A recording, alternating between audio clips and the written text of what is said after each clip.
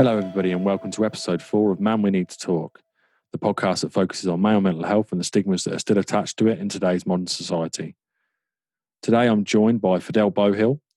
Fidel is the modern man coach, NLP master coach, master hypnotherapist, certified No More Mr. Nice Guy coach, and author of the book Divorce, A Modern Man's Guide. So really pleased to have you on the show today, Fidel. Hope you've been well. How have you been on this crazy year so far, mate? Pleasure to be here, mate. It has been a crazy year, hasn't it? It's been really interesting. I've found it, I don't know, it's been like a great experiment for me. I'm fascinated with all things kind of psychology and human and behavior, including my own. I treat myself like a bit of a guinea pig. Yeah, it's been a deep journey for me personally, and been fascinating to watch what's going on with society and with some of my clients and with the guys in the Man Club and some of the other stuff I've been doing. So yeah, been a mixed year. So interesting and yeah, it's tough as well. You know, it's been tough for all of us, isn't it? I think. Yeah, provided challenges. Yeah, definitely. I think it's been a year where you can either make the most of it or let it sort of get on top of you, really, hasn't it? It's been one of those sort of years, you know. So I know you touched on there about sort of your clients and that. How has things changed for you? Because I know I've mentioned that you're a hypnotherapist and NLP and a Mr. Nice Guy coach as well. Have things changed? Is it all now on Zoom, or do you still see people in face to face? Or yeah, well, I've been lucky, really. I've had the kind of clients, like I only really offer one-to-one program now, so I don't do kind of ad hoc sessions and stuff like that anymore. So I only work with clients over a period of 8 weeks, and the beginning of that is we do a full day together, like face to face. And I've been fortunate that my one-to-one clients have all fallen where we've had a bit of a window. So I did do a few over Zoom, the breakthrough days over Zoom initially, but then when the window opened up, I went out and about and had some clients here and did some face-to-face breakthrough days. But then everything else is sort of Zoom anyway, the weekly calls, and been running more sort of online programs as well. It's been really good from a business perspective. It's been really good because I think there's a lot of men have had time to actually get off their hamster wheel, you know, going to work and hustle and bustle and everything else. And they've had time to kind of like reflect and are actually kind of reaching out. I mean, people are spending more time talking about this sort of stuff, you know, online. Yeah. And with the lockdown, I think that the conversation around kind of mental health and how everybody's coping and things like that have become a normal part of life now. So it's becoming a bit more, it's really helped that side of things, isn't it? It's become more acceptable for people to talk, and more people are saying how they are coping or not coping very well. And I think generally the conversation about mental health and people's emotional or mental well-being has come to the fore. And I think more and more people are reaching out to people like me and sorting their stuff out, you know? Yeah, definitely. Fit and stuff like that on here. Yeah, that's absolutely fine. Yeah, cool. No problem. Yeah. Yeah, that's cool. Sorting their shit out. Yeah, sorting their shit out. Yeah, that's good. A lot of men need to do, right? They do, yeah. So have you found that, so in general, that men are more open to new ideas then in terms of like sort of psychologically, things like meditation and stuff like that? Did you find before that there was more reluctance to get involved with that sort of thing, and it's getting people are more open to that now? Or I just think it's hard. I just think for men, you know, our thing is to just batten down our hatches, isn't it? And get on with stuff and keep grinding and just keep going. And then we do stuff like comparisons. Well, you know, it's not that bad for me. So-and-so's got it worse. So I shouldn't moan. I shouldn't grumble. Yeah. I think that comparative stuff is really dangerous. You know, the concept of like first world problems or whatever. Because your problems aren't comparative. They're not. If you're finding something tough, it's because it's tough for you. Yeah. It's not. It doesn't have any relevance to whether someone's having it tougher. You know, if something is tough for you, it's tough for you. And if you need some help and support, it's okay to get some help and support. It's okay. You just can't compare your situation with other people. I think it's really dangerous. So this has been something where everybody's gone, you know what, this is tough for me. Yeah. And it is okay for me to chat. That's one of the things I really like about running group programs and running the Facebook community is it gives guys a massive opportunity to see how much other people are struggling, you know? that it's not just them and they're not overreacting, that it's a normal thing that people are finding this difficult. Yeah. I've been following your stuff on Facebook, including the Modern Man Club page, and I found it to be really helpful because guys have got a place to come out and sort of speak about things, in a reasonable way and sort of get their problems out and other people pitch in. I just think it's a really good idea. So yeah, it's really, really good. And a lot of it is people that don't even contribute or don't join in. I get messages from people who are just watching from the sidelines, and just that little thing, knowing that they're not alone, knowing that it's not just them, that in itself is quite cathartic, that in itself is quite helpful because it takes the pressure off a little bit, and makes people, because people double down on their problems. They're like, I've got this thing and it's making me feel like shit. And then they go, well, they make themselves feel like shit for feeling like shit. So it's like, I shouldn't feel bad about having this problem. So like, now you've got two problems. Now you're feeling like shit about two things, the original thing and the fact that you're feeling shit about it. Yeah. And guys do that all the time. Okay, so if people are doing that, where does something like hypnotherapy that you do, where does it come into play, and how does it help someone overcome those sort of problems, Fidel? I mean, hypnotherapy is interesting. I used to do a lot more of it than I do, kind of techniques and just the coaching and the NLP stuff, the way that I work. It works in the same way. So the outcomes are the same, but people like having hypnotherapy because it feels like they're doing something. So you get into a hypnotic state and everything else like that. Whereas just coaching and NLP and reframing stuff and getting people to think in different ways has the same effect, but it's so subtle that people don't notice it. So something I do still like to chuck in the hypnotherapy every now and again. There are specific things where hypnosis is really, really useful. It's really, really useful for people who have what my mentor, Dr. Glover, describes as a ruminating brain. So people that are sort of overthinking, and that's especially during breakups, right? We get lots of cyclical thoughts when it comes to sort of breakups and divorces. When guys are going through that stuff, we project out into the future and we just worry loads and we get these real mad cyclical thoughts and we don't know where we're going and what we're doing. And hypnosis is really helpful for that. So we can just dive into the unconscious mind and kind of put a breaker on the little cycle, and divert it somewhat. So just kind of getting your conscious mind kind of out of the way. But hypnosis is really, really useful for that.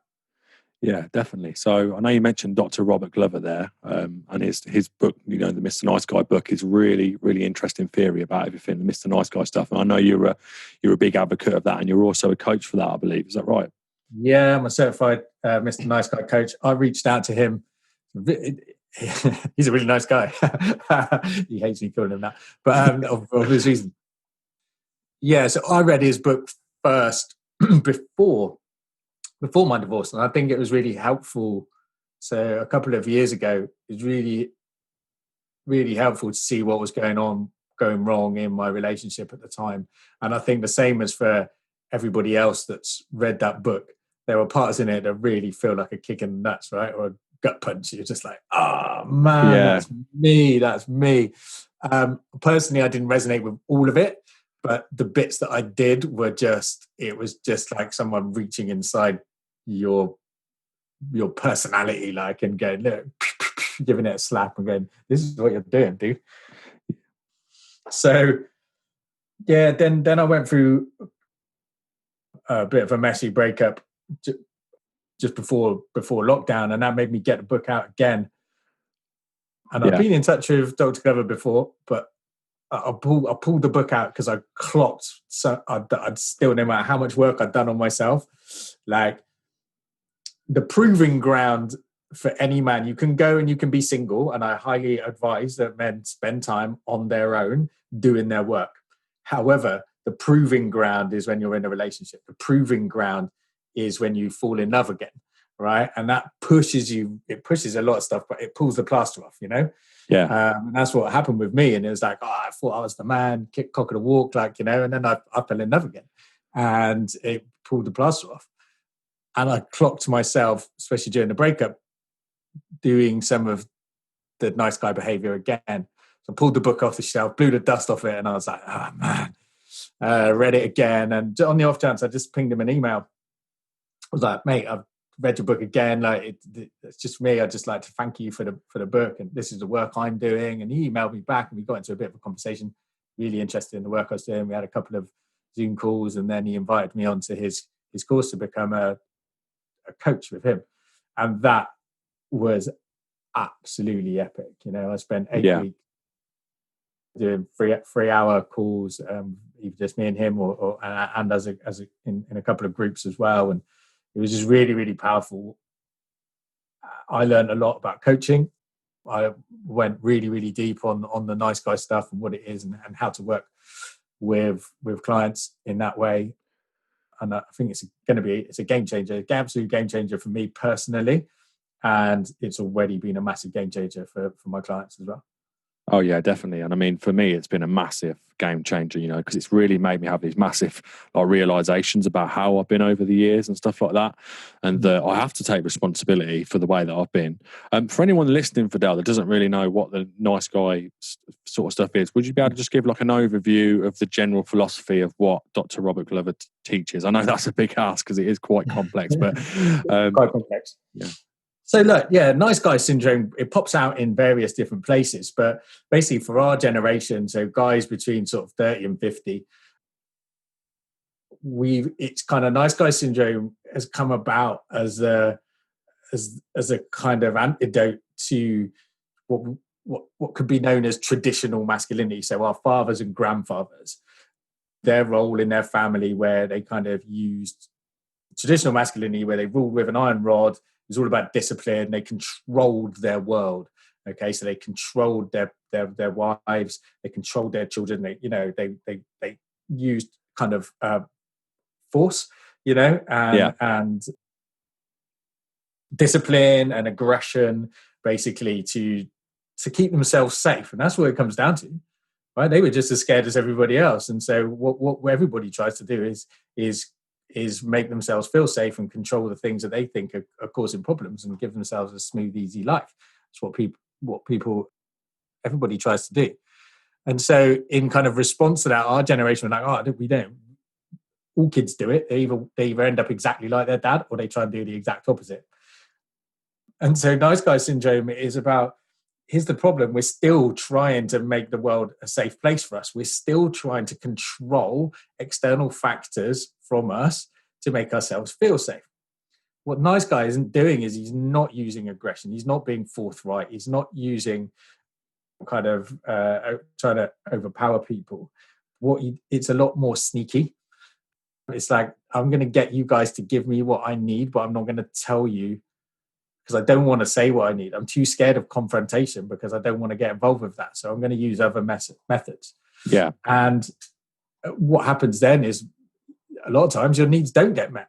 They don't. And so there's a resentment build up within you, and they can pop out in various different ways. So some people throw tantrums. My particular method was sort of sulking. I could be quite a sulker, which again is when you step into your kind of feminine energy a little bit more, and all that sort of stuff. And it blends really well with my philosophy, which is the stuff I coach around and teach. So when I work with nice guy stuff, I blend it with my own stuff that's proven to work for me. And that's that looking at what masculinity is and masculine energy and feminine energy, which Dr. Glover talks about as well. We're definitely on the same page with all of that stuff, but it's just in a different framework.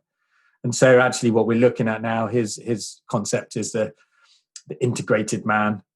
Mine is the modern man or the king, where it's looking at a new way. It's being forthright, telling people, first of all, understanding what your needs and wants are, understanding how to keep yourself safe and what makes you feel safe, and giving that to yourself and being really clear to the people around you about what it is you want and need, and leaving it up to them as to whether they want to be a part of that or not. Yeah, I think it's easy to fall into the trap of thinking that you need to be like a really, really nice guy and stuff. But you're not saying that you can't be a nice guy with this. What you're saying is you just need to sort of be firmer and more confident within yourself and be more honest. Is that what you mean? Here's the thing, like the idea of a nice guy, I mean, it's just not really nice. So nice guy syndrome is different to being nice. All right. Yeah. I prefer to use the word being good, but so nice is just nice. It's so surface level, isn't it? It's like, it's Yeah. easy to be nice. There's a difference between being nice and being good, you know? Being nice is about manners, it's about politeness, but it's so often disingenuous. And that's the issue with nice guy stuff. So, as you know, I talk, covert contracts was the big one for me. The understanding the concept of covert contracts was a big one for me in Mr. Nice Guy, because I've so often done that. And it's kind of, I'm going to do this thing for you in expectation that you're going to do the thing that I want in return. But I'm not going to tell you why I'm doing it, and I'm not going to tell you what I expect in return. But if I don't get it, I'm going to be mad, or I'm going to feel resentful, or I'm going to be hurt, or I'm going to be upset. And we expect the other people, especially our female partners, to be mind readers. And like, I'll give you an example. So in my marriage, I used to make my wife a cup of tea every day, like, you know, and this is this thing. Here's this cup of tea that I'm making with love. It's a demonstration for me. But here's the thing. She used to look at me like I was mad. She was like, I never asked for the tea. So, and then, like, kind of thanks for making it for me, but I didn't really want it. And then why are you standing there all like a little puppy waiting for me to be all grateful for something that I didn't want, need, or ask you for? My thing was, look, here's this cup of tea. It's a demonstration. And in return, I expect you to tell me how wonderful I am. Because my love language is words of affirmation. So I'm stood there waiting for my words of affirmation, which never came. And I did that for like 10 years. Yeah. 10 years, we slapped each other around the face with a wet fish, basically. So it's basically people doing things for a reason rather than just giving to give. Yeah, but also just not saying this is why I'm doing it, not being honest with themselves and the other person.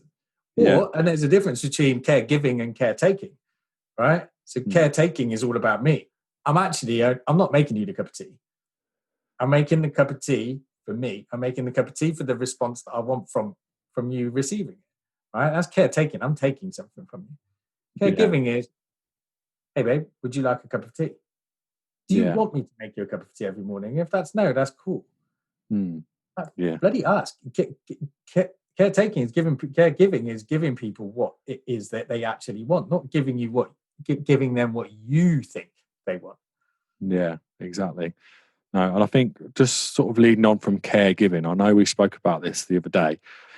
Do you think a lot of men fall into relationships where it's like a caregiving relationship? So there might be a bad point in their life. I mean, I know if I'm honest, I did myself. So I went through a bit of a hard time, and then I ended up with a woman who basically was very caring and giving. And I sort of fell into that situation where, you know, I needed that attention and care. And then you sort of fall into that situation, but almost then over time, as you gradually recover, then you start to then resent that in a way because it's almost too much, if you know what I mean.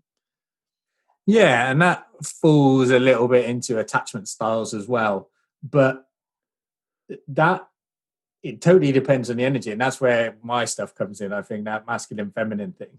Yeah. And what she's probably doing is caretaking of you. So she's doing the opposite, right? She's giving you the stuff that she wants to give you. And there's probably some level of expectation. And in some ways, she's leading the relationship, right? So she's in charge. Yeah. And you're just the one that's sitting there taking whatever you're given. And then over time, you realize that that's not what you want. But you're too scared to say, no, I don't want this stuff. You know, actually, I want to give me the reins back. But by that time, the polarity has shifted. So she's now wearing the trousers. She's in her masculine energy. You're in the feminine energy. So you're kind of passive in all of this. And it's too late by then almost, isn't it? Because almost like you need to set those rules early on, because otherwise, and then the woman can't be blamed for that either, because you've set the precedent early on. So you need to accept responsibility for that. And I think for me, that's something that, you know, I have started to accept responsibility, that I played a role in that. Do you know what I mean? I can't just think, oh, right, well, that was just me, that was just her or something like that, and that was a relationship. I have to accept my responsibility that at the start of the relationship, that was the precedent that I set. You know what I mean? Listen, there's always responsibility, you know, and that's step one for me to get back into your masculinity is to accept responsibility. There's two sides to every relationship. Men and women co-create a relationship, so it's never all on one person, no matter how bad it is. Like, at the very least, you allowed it to happen and you didn't walk away. So even if that's the smallest bit, you still contributed to that. You still chose the person and you still chose to stay there for whatever reasons. And accepting responsibility for that is the first step to recovery, really. But let me just say, where you said it's almost too late, I disagree. That sometimes it can be too late, but you can turn this stuff around. And I work with a lot of my clients, a lot of guys who are in relationships where this dynamic, and I used to work a lot more with women. I don't anymore, but you can turn this around. So if one of you starts to step into their masculine energy more, you'll notice there's a natural flip into that. She will step into her feminine energy. You just can't help it. There's a natural polarity to this. And so there are ways to start flipping that polarity. There are other reasons why you still might want to end the relationship, for sure, but you can fix that bit, and it's worth doing that first before you call it a day. Yeah. And do you think that if a breakup happens on the basis of the initial issue, then over time you could get back together with an energy change? So you're on about the flip of the energy. Do you think that could possibly happen, or do you think that too much damage is done by the breakup? No, I mean, it's a very individual thing, isn't it? Talking about relationships. Yeah. Yes, anything's possible. So yeah, I mean, I've just got back with an ex. So people always say, and I was one of them, that people have exes for a reason and stuff like that. But I think if you're doing the work on yourself, if one of you's done some work, there was a guy in a group that was asking earlier on whether his ex had gone off and said she needed space to do some work on herself. And is there any point in him sitting and waiting? And the answer is no. Sitting there and waiting, no, because by the time she's finished doing the work, she's going to be in a very different place to you. So, but if you're doing your work as well, then there's a chance you can meet up again in 6 months' time. But all of that stuff starts by your ability to let go of the outcome, let go of the need. If your driver for doing the work is so that you can get back with her, that's not doing the work. No, that's it. You've got to want to do it for yourself. You've got to become sovereign again. You've got to become an individual. You've got to know who you are, what you want, where you're going. And when you do that, generally when men start to understand that, they become magnetic to the feminine in the universe. And other beautiful, amazing women will pop up while you're doing that work. And so you may change your mind and not want to go back anyway. Someone better, someone might come along. Yeah, exactly. That can always happen, can't it? But I think you're totally right. You know, if your main focus for doing something is for an outcome, then you're going to fail, aren't you? If it's like that sort of outcome, you know, it's the wrong reason. Yeah, you should be doing it because you want to be doing it. You're starting off on the wrong foot, because you're still looking externally for validation and motivation, and that's just not where it comes from. Whereas, it can motivate you, but it's not the healthiest way. Yeah, that's right. So normally it's like a temporary, any sort of circumstantial or environment sort of thing like that is usually a temporary feeling, whereas real change comes from within, doesn't it? And changing healthy habits and stuff like that. Yeah, because what happens is if you don't get the outcome you're doing it for, it'll unravel all the work. You know what I mean? For a tantrum, I did all of that stuff for nothing. In fact, the same guy on the same thread said, well, I've invested all this stuff into the relationship for no ROI. And it's like, you invested for the wrong reasons. You were looking for return. It was a covert contract going on. Yeah, nice guy syndrome again. Yeah, it was a covert contract. Here's me doing all of this stuff for you in expectation that I'm going to get this back. Right. Yeah. But I'm not going to tell you what I'm expecting. And then we act all hurt and surprised that we didn't get it back. Like, how are they supposed to know? But then we blame the woman for not doing it. And that stuff is that kind of victim mentality is just, it's repellent to women for a start. You're never going to win her back, because when you're in that energetic state, that victim mode where you're looking to blame, it is the least attractive state a man can be in. Yeah. You'll notice that things won't just go wrong between you and that woman. You will also become repellent to the feminine out in the universe without going too deep, but things will start going wrong with your money, your business, other relationships. And when you're stuck in that mode, that victim mode, and not taking responsibility and blaming everything, your world will start spinning in a downward spiral. Yeah, well, I know some people who are really stuck in victim mode, and I do get there temporarily sometimes, but I snap myself out of it. Yeah. But it's just like, it's the worst place to be, because you're forever blaming everyone else and blaming circumstances. It's like people that just complain about the weather and stuff all the time. It's just pointless. Like, what's the point? You can't change the weather. You just need to just do your best and do the best thing you can. Right. Listen, we're all capable of doing it, right? Yeah. It's how quickly you can clock it and pull yourself back out of it. So listen, we all do it. I'm not bloody perfect, mate. I'd spend a lot of time telling people that I'm coming real clean. I'm just as capable of falling into victim mode, like I said. In my last relationship, I fell right back into nicer stuff, and I've been working on it for bloody 3 years. It still happened to me, but I clocked it and pulled myself back out of it. And did the work I needed to do. Yeah, I appreciate your honesty, mate. And I think that's important, that because sometimes when you look on social media and stuff, people look necessarily like they're perfect, but everyone's got their flaws, haven't they? For sure. And one of the dangerous things, in a way, it's kind of like this nice guy syndrome as well. You see guys going, "Oh, I'm not like other men," this stuff. And it's bullshit, man. I'm going to call it for what it is. Like, we're all, listen, men are men, and we have so much in common. Our fallibilities, we have testosterone running through our brains. We've got our cock and balls, that get us into all sorts of bloody trouble. Yeah. We're all capable of that shit. And the people that pretend that they're not, they're just masking it, man. And that's almost ultimate nice guy stuff. They're trying to pretend, trying to look perfect. And they're not. They're out there being manipulative, and insincere. Yeah, definitely. I think they also get into like a white lies situation. That's another thing within nice guys, isn't it? You can end up just making up all these lies just to cover yourself and stuff, just to keep everyone happy. But that's not, and then that moves you further away from your own personal truth, doesn't it?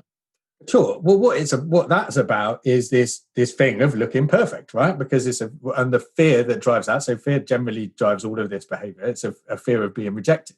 So like, if I show my true self, nobody will like me, nobody will want me. So I'm going to invent this person. So I'm going to lie about my past. I'm going to lie about what's going on in the background. I'm going to lie about who I am, how much money I've got, and stuff like that. And we do things like buy cars on hire purchase and go on social media and giving it the large and sort of doing all this stuff. But really, it's just a cover up, hiding our darkness, like hiding the shit that we really do.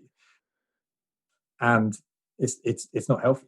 It's not healthy, and it's driven by fear and creating this image. And what happens is you put pressure on yourself, put pressure on yourself, and then you cock block yourself. So you're scared to actually, when you do find somebody that you like and find somebody who wants to be with you, there's a massive barrier there because you've created all these lies and you're so scared of actually being who you are and telling them the truth in case you get rejected. You can never experience true intimacy. You can't have a proper relationship because you're still there trying to hold up this front. And in the end, like, women know this shit, man. They can pick up on that, I think. They know. And there's just no intimacy. So you won't be fulfilled. You can't be happy because a real relationship is about owning all your stuff as well. Like, and going, look, this is who I really am, and finding somebody who will accept that from you, not somebody who's going to fall in love with an image of you. And to be fair, that's a problem that I've faced. Because of like online thing, and I go around talking about masculinity and men and stuff like that, I get a lot of female attention. People get in touch with me, and one of the first things I say to them is like, look, you're probably crushing on that image of that guy. Like, I'm the same as other blokes. I'm perfectly capable of being a dick. Do you know what I mean? I'm perfectly capable of roasting. I'm perfectly capable of having one night stands, of getting things wrong, and like, I'm capable of all of that stuff. So yeah. We're all human at the end of the day, aren't we? We are indeed. Yeah. One of the things I wanted to speak to you about, Fidel, was, do you think that a lot of men end up in careers and jobs that they don't particularly like also because of part of the syndrome? So, for example, they do because it's what you should be doing rather than what they actually want to be doing. And do you think that causes a lot of the stresses and unhappiness that people are doing things that they don't want to do? Because I know that you obviously in your situation, I don't know if you want to sort of delve into your situation a bit more, but you used to have a career that was successful, but it wasn't necessarily what you wanted to be doing. Was that right? Or how Absolutely. would you? Yeah. So I ran a law firm, I ran a will writing company, and that was the thing. It ran into financial difficulties a few years ago, and that's what started me on this journey. I ended up having a panic attack because I didn't tell anybody that I was there creating this air of this front of perfection, wanting everybody to see it, and the truth was it was crumbling. But the other truth was, the reason why it was crumbling was because I got involved with that career and stayed with it because of mainly to make my dad proud. Like, this weird thing. Like, I didn't have the conversation with him. Like, I was just running on this assumption, it was in the legal field. I wasn't a qualified solicitor, but I was really good at this. And I went and learned, and I got quite far up, and became well known for being really good in the industry. And I still get offers to go back and train people and do consulting in that area. But running a law firm was just so far away from who I am naturally as a person. Requires a massive eye for detail. I don't trust the fun guy accountants and solicitors to go, yeah, because it requires a different. I much prefer the geeky quiet guys, because I know I've been there. I've been the fun guy, and actually what it required to run a law firm, it wasn't that. I mean, it was a totally different type of personality. But I ran with it for so long. But every day going into my office was like smashing my face against a brick wall. And I hated it. Yeah. So that was compounding on to the financial difficulties. And I think really what probably caused it was unconsciously I was doing self-destruct, self-sabotaging, which is an outcome for it. When we're unhappy, what we do is we blow shit up. And that's what guys do on an unconscious level, whether it's our relationship or our job or our business, we'll blow it up. Self-sabotage it so that we can get out, rather than being honest and going, do you know what? I hate this shit. I'm going to go and do something else. We blow it up, and so we can get out, but with a great excuse. Yeah, well, I can totally relate to that. I've been doing that in my life, sort of blowing up and moving on to the next thing for many years now. But I'm finally breaking that cycle now, and that's because I'm starting to be honest and true with my, with myself and stuff. So and it's just like the best thing that I've ever started to do, because now I can move forward and be honest and accept responsibility and stop blaming everyone else for things. And that's important for me. So really pleased about that. So the panic attack, would you say that was the catalyst for change for Dell, or was there a couple of other things involved as well? Yeah, that was the catalyst. So I had the panic attack. I had to come clean about what caused it, and told everybody about the financial difficulties I was doing. I started having hypnotherapy to try and heal. Like, it all started with my relationship with money and my determination to create stress. I was addicted to stress around money because my parents both had stress around money. It was like money was stressful to me. And although throughout my life I've made millions, I've always done stupid things in the background and got rid of it all to ensure that I had stress around my financial situation, because that's how I grew up. Like, for me to be comfortable around money is something that I'm still working on now, because it's some deep stuff. And that's all like a subconscious thing as well, isn't it? So you can subconsciously doing that sort of thing. So people often assume, don't they, that the subconscious is just something that operates when you're asleep, but in fact it's operating all the time, isn't it? And causing so many problems, isn't it? Listen, it's 95% of the stuff you do. And what I teach my guys to do is to become more conscious. Listen, it's not an excuse, all right?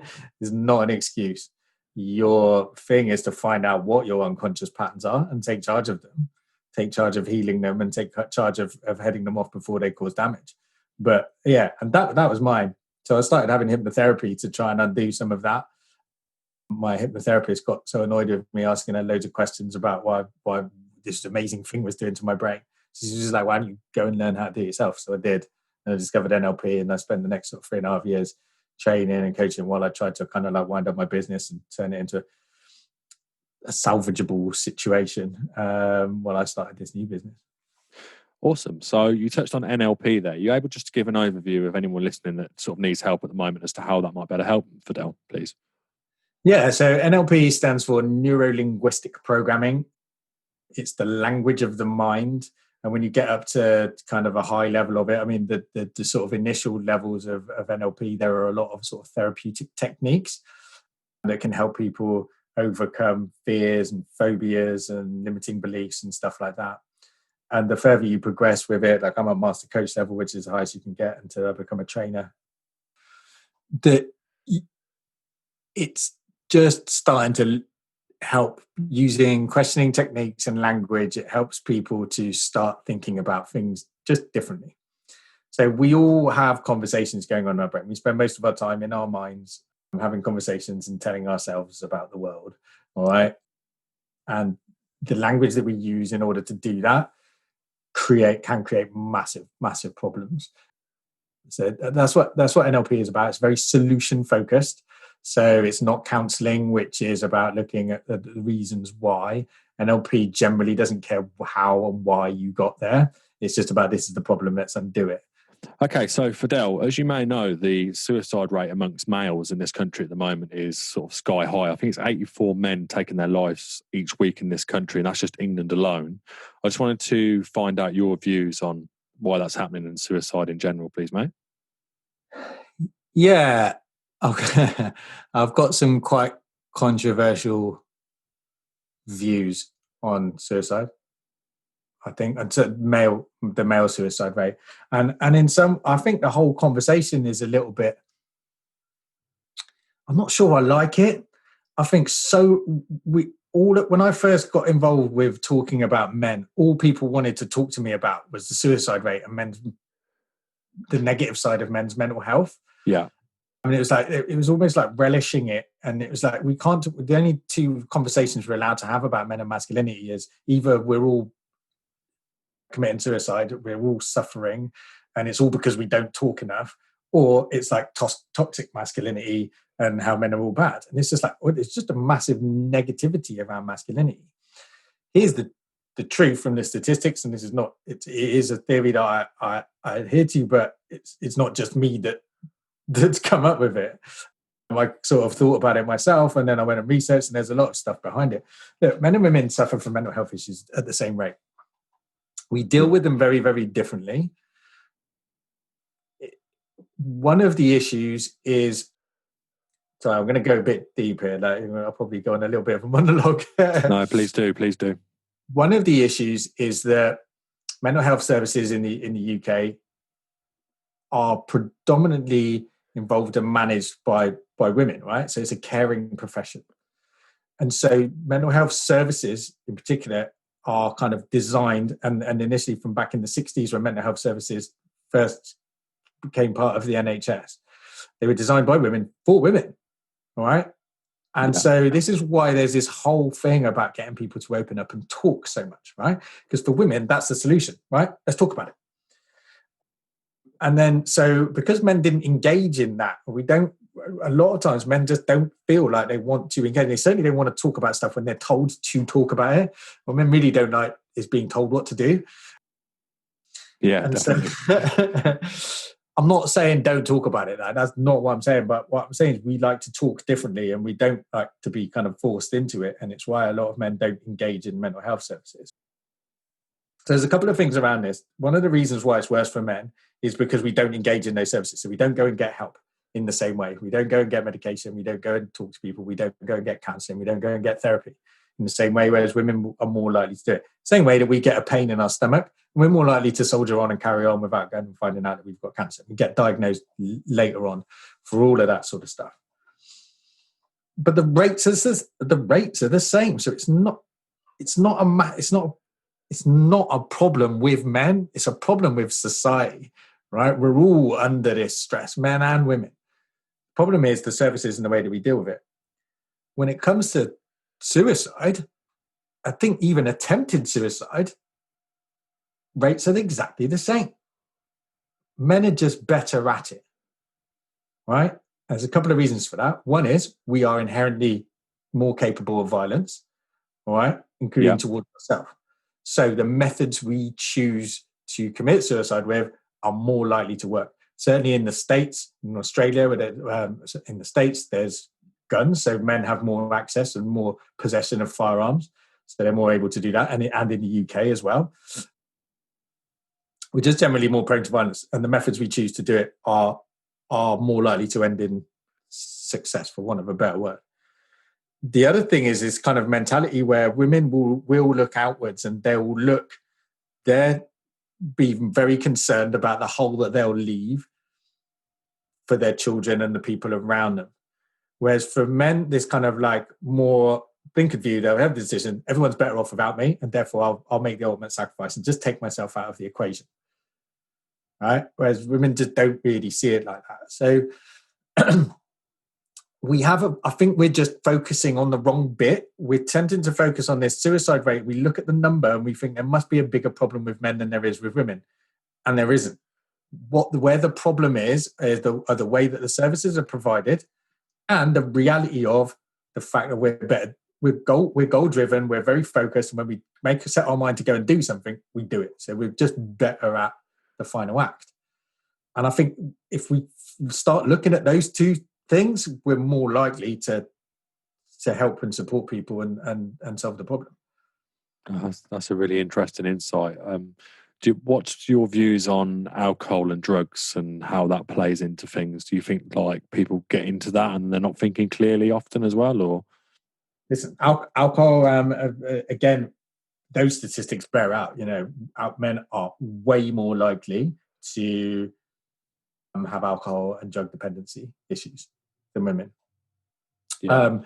I think a lot of that is driven because, they mask our stuff, right? They allow us to bite down and carry on, okay? We just hide it. Well, no, we'll just blur it all out. I'm feeling rubbish. I'm just going to get drunk. I'm going to take some drugs and I'm going to drop out of this. I'm going to drop out of it so that I don't have to face the responsibility of fixing it. I'm going to get drunk instead. Yeah. And yeah, that absolutely can compound the problem because, we all know what we're like when we're drunk. Lots of people, again, you're more capable of violence, again, towards yourself. And yeah, not thinking clearly. There's lots of people who actually do commit suicide whilst they're high or drunk. So, and it compounds the problem. It's that self-destruct thing, isn't it? You're more likely to just prove yourself right. If you're thinking, I'm not good enough, I'm a failure, if those are your top limiting beliefs, you're just going to prove yourself right with that. And you're going to blow up your entire life by carrying on with drug and alcohol misuse. Again, I'm holding my, I've been involved. I was involved with drugs for the majority of my life between the age of 14 and 27. So I'm not speaking from a holier than now perspective by any stretch of the imagination. Yeah, it hasn't caused that much of a massive problem, and I haven't suffered from dependency. But a lot of my very close friends have, and my family. And I've witnessed suicide. I've witnessed self-destruction. I've witnessed the damage it can do pretty much firsthand. Yeah, it can be really, really bad, can't it? And like you say, I've had experience of it as well from similar sort of ages. And all I know is it warped my sort of self-image of myself in a way a lot as well. And I think it can do that, can't it? It can mess up like perceptions and your feelings about yourself. Listen, every drug, including alcohol, has a hangover. It has a come down. And, you're going to feel low when you don't have that chemical in your body. And when you're feeling like that, yeah, it just compounds all of your issues and ideas of low self-worth, basically. Yeah. And triggers, if you've got any other kind of mental or emotional issues going on, it compounds it, makes it worse. You're not looking at it with clear eyes, are you? No, exactly. I mean, if you've already got stressors or if you've got a bit of depression already where your chemical imbalance is already a problem and then you're taking drugs or alcohol on top of it, you're only undoubtedly going to make the situation a lot worse, aren't you? For sure. But there's a big difference and it's that thing, isn't it? It starts and society says it's all right. And I worry about women with this, actually, the whole wine culture. I see alcohol now. I think our generation of women are very catching up very quickly with men when it comes to alcohol dependency. And the gin stuff as well. Gin's exploded now, hasn't it? And how much of this stuff is actually targeted at women and marketed to them. Yeah. And they seem to be socially acceptable. I know so many women who just come home, drink a whole bottle of wine, and you see it on social media, isn't it? It's just like, oh yeah, I've had a stressful day, I'm going to have a glass of wine, and one glass turns into two, turns into three, turns into a bottle every single day, and one day a week, when Friday nights turn into Saturday nights, turn into a Sunday glass of wine, so a Monday stressful bottle of wine, and next thing you know, you're drinking 5-6 days a week. And men do it as well, Our stuff used to be centered around the pub, wasn't it? That was our social thing, and it used to be, and you just stayed later and later and later when all your mates had gone home. But now we're drinking more and more at home, and guys who've been through divorces, breakups or whatever, sat at home on their own. You can just carry on. It's cheaper. You can get drunk for next to nothing these days. And you can, on your own, getting drunk is not a good thing. Definitely. So moving on slightly then, Fidel, there's something I wanted to pick your brains on about within sort of circles of men, especially in like industries like the construction industry. There is something called banter, as I'm sure you're aware of. Now, my opinion on banter is a bit of light-hearted banter, which is not personally attacking each other badly is all right. It's quite fun, and it works well amongst men. But when I was a labourer for a bit when I was like 16 or 17, and I just noticed that people were basically outright insulting each other in the name of banter, and I still see that sometimes now. And I just think that it's kind of a weird thing. And where do you think it comes from? And why do men do that? You know what I mean? Like basically being horrible to each other in the name of banter, but actually really hurting each other's feelings, if you know what I mean. Yeah. So I think we need to understand where banter actually comes from. I do not like what it's turned into, and I think it's used generally as a bit of an excuse. So people go, I'll say this really horrible thing to you, and then when you get upset about it, I'll say it's banter, and that will give me that will flip the responsibility onto you for being a snowflake. I hate that. I really do. It gets my goat. I hate that phrase, snowflake, when people get, as if, you're not allowed to get upset or offended at anything anymore. Which is rubbish. Some things are just bloody offensive and some things are upsetting. Like, don't do it. Don't shift the responsibility for projecting your crap onto other people by trying to say that it's them for being weak. Absolute rubbish. So let's look at banter, and again, my kind of theory, not just mine, but it's a fairly well known. So men and masculinity since the dawn of time, what our role was generally fighting, being the defenders of our tribe, to our cities, to our nations, to our countries, and now freedom or whatever it is. Like, men were sent to war. And so one of the things that men have always done with each other is test each other. Mentally, physically, and emotionally, right? We've lost that thing of testing each other physically now. We're not allowed, little boys aren't allowed to wrestle or do anything anymore. Boxing clubs, where I box competitively, and it's been a massive shift for me in the way that I view my masculinity. It's been brilliant. Men want to do that. We want to roll around with each other and wrestle. And that was part of it. And now when we've taken that away, I think that's one of the reasons why banter, which used to be a thing, a way of testing each other. We did used to want, but it came with a lot of other healthy stuff as well. And it had a purpose back then. It was like, look, I want to know that you can take kind of abuse and still stand strong, because when they come, right, to attack us, I want to know that you're going to have my back and we're going to win the fight. I'm not going to die, and my woman is not going to get taken away and raped. So it's got ancient things behind it, so we're never going to eradicate it, and I don't think we should. Like you said, on a light-hearted level, it's fun. It's the way men bond, right? Take the piss definitely out. But there's a line, and there's a line when people use it, and you can see it and feel it from them, that it's more about projection. They're using it as bullying, basically. They're using it as a way to make themselves feel superior by making you feel inferior, and that's when it crosses the line. But when we understand it for what it really is, which is like a way of kind of like testing each other to make sure and we're capable, intelligent, modern men, and we're able to do that. We know where the lines are, and we mix that up with a sense of self-worth. Would take away the need to make other men feel crap, because we feel good about ourselves, and we want to uplift and help them feel good about themselves too. We can keep it, but we can use it in a healthy way. Yeah, definitely. And I think one of the important things as well is these days, it's that you often don't see many groups of men sort of in like a brotherhood or like a friendship situation. It's more like just sort of bants and then going out to the pub having a few, and there's sort of a line, but that sort of deep, intense friendship can often be a rarity these days. What do you think about that? I think it's sad. Breaks my heart, and that's everything what the Modern Man Club and everything about the Modern Man concept is all about. Is trying to create these positive spaces for men. Because I've got that, I've got my mates, and it's like we never talk about anything serious. When I go and see some of my old school mates, we go out, we drink beer, we take the piss out of each other, we go home, get hammered, go home. And there's a lot of blokes like that, isn't there? A lot of blokes just do that, really. Has its space, but if that's all you've got, that's sad. And as you know, like when I create these groups for men, it's just beautiful, because when you give guys the space, they do open up.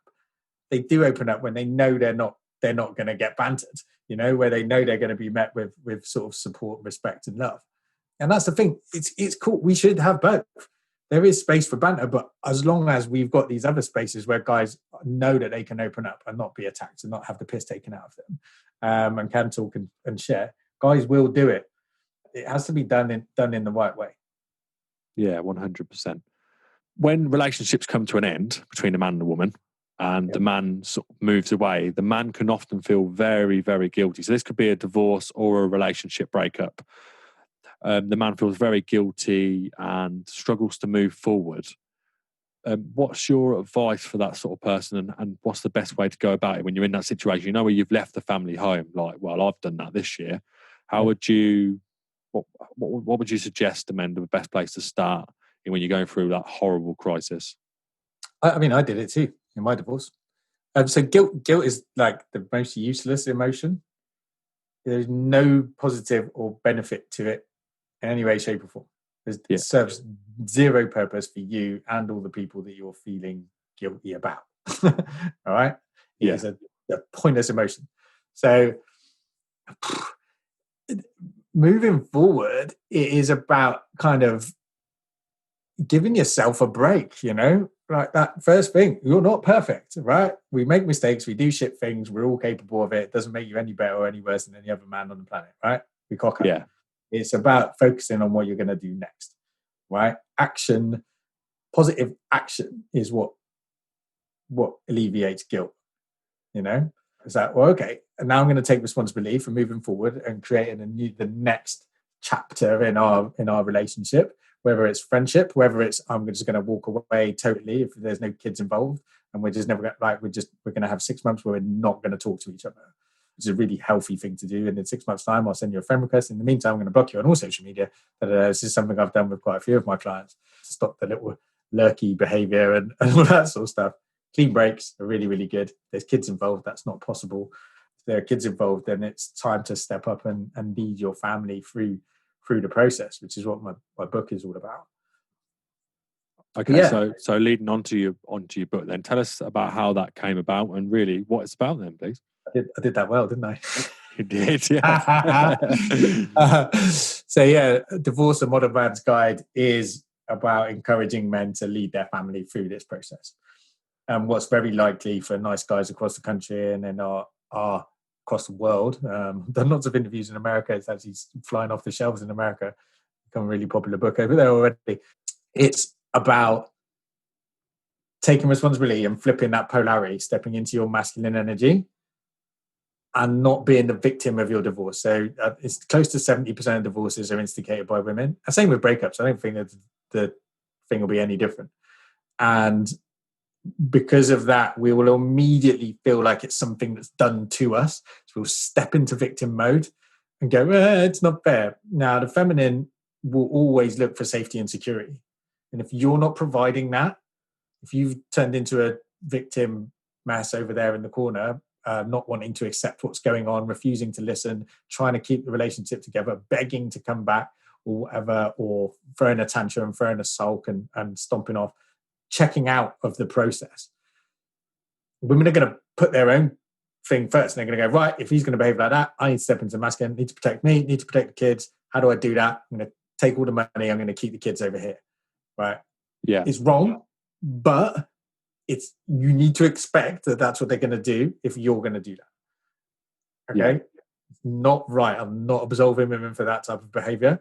But as we said right at the beginning, it's about looking at the how you co-created that situation. We can't force other people to change the way that what they're doing. But what we can do is change our reaction to it and the way that we're going to manage it.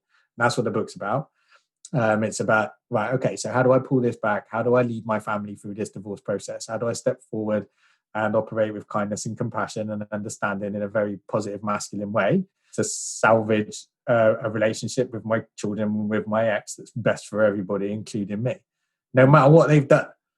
Yeah, we need to let go of that spiteful stuff, trying to make people pay and turning it into a war and a battleground. And as much as we want to, again, I'm not perfect. I've done my little bits of this, but it's about clocking it, noticing why you're doing what you're doing, and trying to put it back for the good of everybody involved. Yeah, definitely. And you do hear so many horror stories of people going through divorce and breakups, and it all gets very messy and horrible. And you can understand to an extent, because there was obviously very strong feelings before, and now that's come to an end. So people are almost grieving in a way, aren't they? They're not grieving in a way, they are grieving. So even if your divorce is amicable like mine was, it took me a good 18 months to recover from it. So I was amazed. I couldn't believe that it was like that for me, A, because of my line of work, and B, because like neither of us dumped each other. It wasn't it was a mutual agreement that we'd fallen out of love and all of that. So I wasn't heartbroken.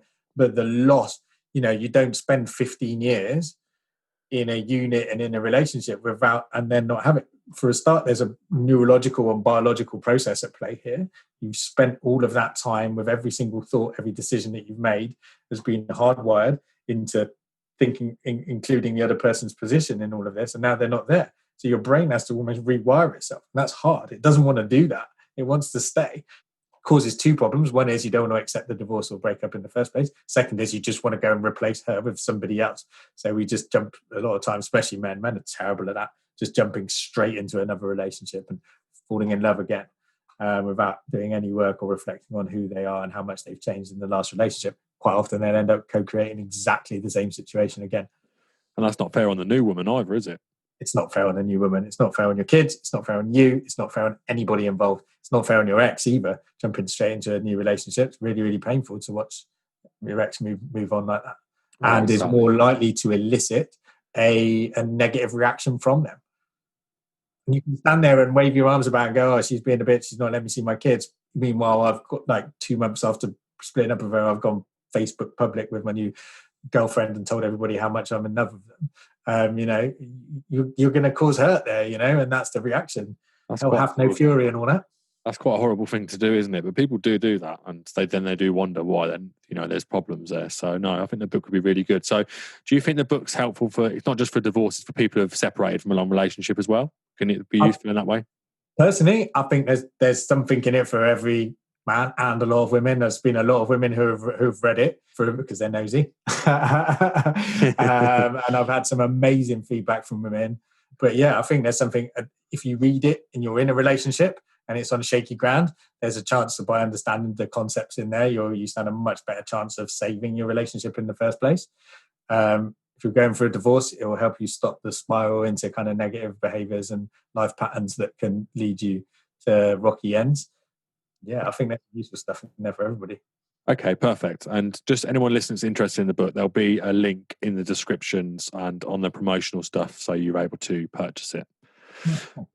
Okay, so Fidel, one last thing I wanted to talk to you about was I wanted to get your views on meditation. I want to see if you can help me break down some barriers, because there's still a lot of people out there who think that meditation is something for Tibetan monks in the Himalayas and that's it. But my personal views is it's the best way to start sort of understanding the subconscious and retraining the brain. I mean, what do you think about it? There's so many benefits. Listen, so I was the worst meditator ever for years. It's only really very recent. Like lockdown has properly got me into meditation fully. So I'm by no means an expert, although I have been studying it for a long time. I haven't actually participated. My unconscious resistance was always there. I used to say things like, I'm doing active meditation. So with my martial arts and with boxing, I used to go to the gym just on my own, put my headphones in. That is a form of meditation, but it's not the real deal. You're still distracting. I want to talk quickly, because again, I've got a bit of a unique, possibly controversial thing. I want to link this to the whole idea of talking therapy. Yeah. So listen, meditation was invented by men for men. So it was invented by Tibetan monks, and it was their way for them to manage their emotions, okay, and their mental health.